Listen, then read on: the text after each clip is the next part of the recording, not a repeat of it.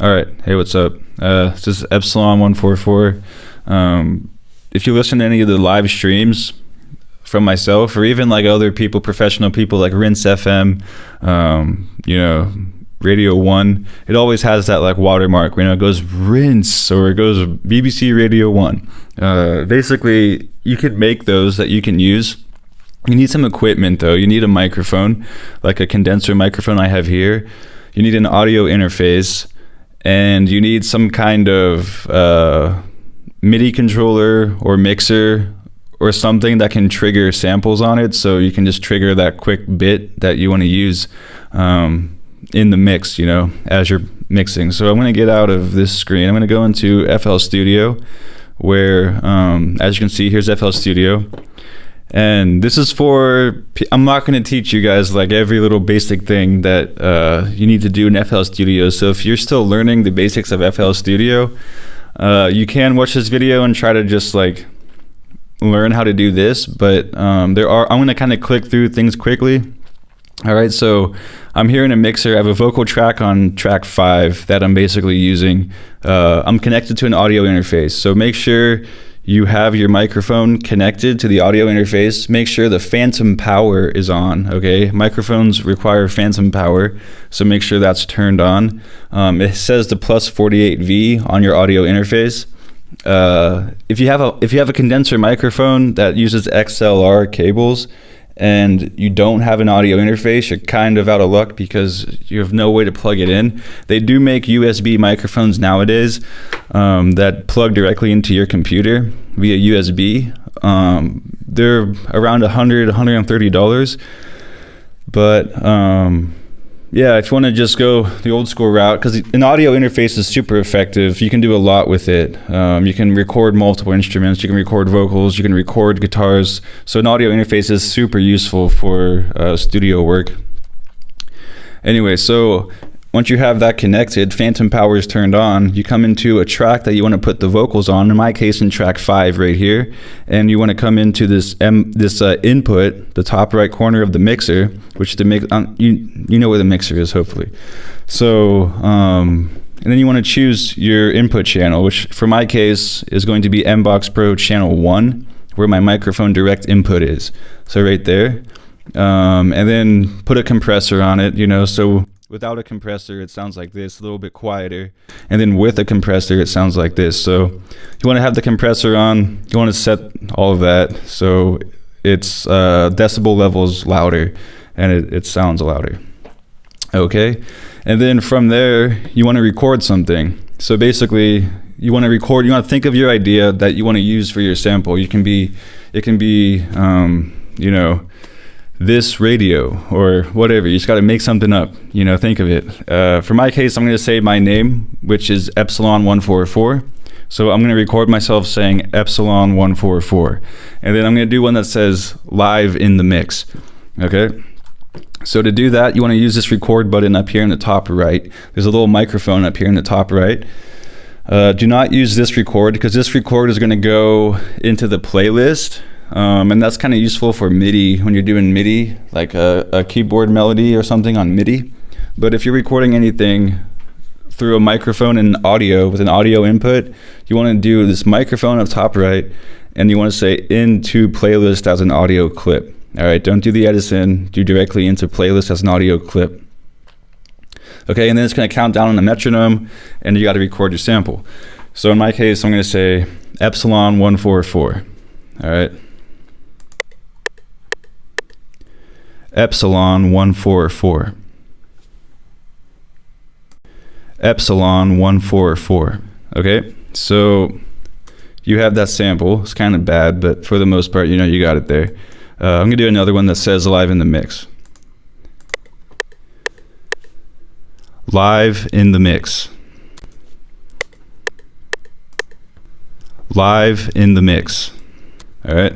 Live in the mix. And see, this is where it gets fun because now you can mess with it. All right, now you can make it kind of sound super unique to how you want to make it. This is where the artistic creativity pops out and you can be creative. So you can make it longer. Live in the mix. Okay. Live in the mix. Live in the mix. mix. Live in the mix. Live in the mix. Live in the mix. All right. Live. And now you want to take this actual sample. So if you want to do anything to what's already recorded, you have to put it into a new mixer track. All right. If you attach any effects, you can do it before. If you put the effects on your voice before you record, so on track 5 here, I put reverb, I put some delay, I do all of that, it'll record that. And it's fine. But if you want to mess with it after it's recorded, so this is just like a plain voice vocal recording, you got to take that vocal recording, which is right here, this untitled 5/17, the date, whatever, I think. I don't know. Yeah. And you want to take that recording and you want to put it into a separate track, say track 4. That's empty. So now it's in track 4. Live in the mix. Okay. And you want to add effects to that, so it little kind of pops out, a little bit of reverb. Live in the mix. Live in the mix. Live in the mix. Live in the mix. Live in the mix. Live in the mix. That first part's kind of bad though. You just gotta play with it. So I'm gonna cut out that first live part. In the mix. In the mix. See, there's a little tail there, so you're gonna squeeze in the mix. This in. Cut out that little bit. In the mix. In the mix. In the mix. All right, so you have that. In the mix. You just gotta play with it. In the mix. In the mix. And you just gotta get creative. So whatever you want to do is totally up to you. In my particular case, I gotta make something that sounds like that. So that's what I'm doing. Get some delay on it. You just mess with it. So in the mix. In the mix. In the mix. In the mix.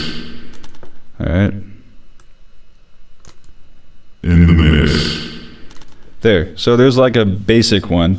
You got to save it now. So just export it. Go up to the save. Up here. No, that's the next one. That's for FLP.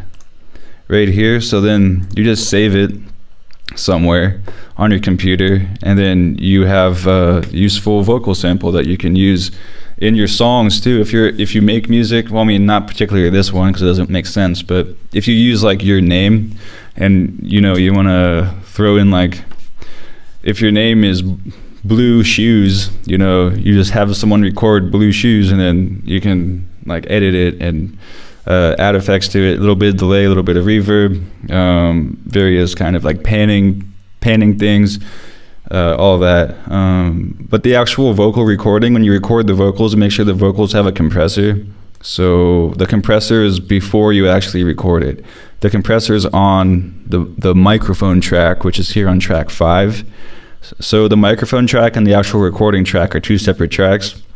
Make sure you have a compressor on the microphone track, and make sure you have whatever effects you want to have on your vocal sample in the other one. And then, yeah, you can use this in your songs, in your mixes, live in front of an audience, over the internet, via streaming and broadcast, all of that. So it's super useful. You just save it, and then you got to attach it to, if you use it, you have to be able to trigger it somehow in like Ableton, which I talk about in a different video. If you look up a video that I have called, I think it's like quick. It's called Quick Overview, Quick DJ Overview in Ableton. If you look that video up, I have a video that tells you how to like trigger all these now. Once you have little vocal samples. So anyway, I hope this was helpful. It's kind of like a little more advanced technique, but I think like more people that understand this and implement it in their mixes, it will definitely bring some uniqueness and flavor to your mixes that like is unique to you. So whatever kind of style you want to do live or anything like that, this will definitely bring a little bit of uniqueness to it that only your mix will have. So that's how you make a vocal sample in FL Studio. Thank you.